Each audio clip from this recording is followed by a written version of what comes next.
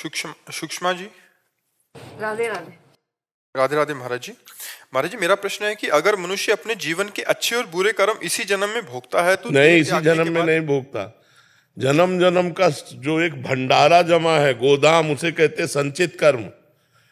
उससे जो निकल कर शुभ अशुभ आया, उससे शरीर बना है, उससे कुछ निकल करके आया। जैसे गोदाम से कुछ निकाल करके गेहूं पिसाया जाता है हफ्ता 10 दिन के लिए, तो ऐसे 80 वर्ष 100 वर्ष के लिए प्रारब्ध बन करके वो आया सुख दुख का। और मनुष्य जन्म में क्रियमाण नए कर्म करने का अधिकार, पुराने कर्मों को भोगते हुए।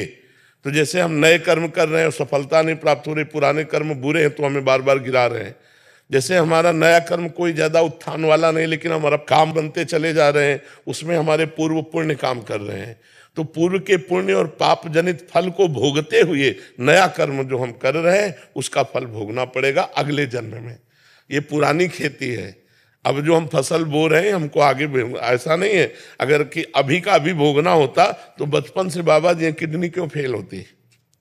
कौन सा कर्म हमारा पाप का बन गया जिससे हमारी किडनी फेल हुई? तो पूर्व का हमारा पाप कर्म है, जो हमारे माँ के गर्भ में ही ये रोग था। माँ को था पॉलिसिस्टिक किडनी और उसी से वंशानुगत हमारे आया। ये पूर्व कर्म का था। ऐसा संयोग बना, ऐसी माँ मिली, माँ रोग युक्त थी तो इस शरीर का रोग। फिर 35 वर्ष की अवस्था में वो जागृत हुआ। इस जन्म का तो नहीं है ना।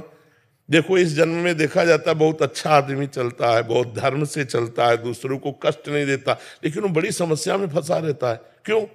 क्योंकि पूर्व का पाप उसको घेरता है आकर के। कई ऐसे देखे गए खूब पाप कर रहे हैं, मनमानी आचरण कर रहे हैं, लेकिन बहुत अच्छा जीवन जी रहे हैं, क्योंकि पूर्व का पुण्य उसका सहयोग कर रहा है। अब जब ये वर्तमान का पाप और पूर्व का पाप मिलेगा तब वो नष्ट हो जाएगा। ऐसे ही वर्तमान का भजन और पूर्व का पुण्य जब मिलेगा तो चमक उठेगा वो। तो हमें चाहिए कि अब जो नया कर्म है वो बहुत सोच समझ के करें, गलत ना होने पाए, पाप कर्म ना होने पाए, पीछे के कर्मों को भोग लें, तो हमारा अगला जीवन जो होगा वो बड़ा आनंदमय होगा। हम केवल इसी जन्म के किए कर्मों को नहीं भोग रहे, पूर्व जन्म के कर्मों को भोग रहे हैं। इस जन्म का जो हमारा कर्म विधान है वो हमें आगे भोगने को मिलेगा।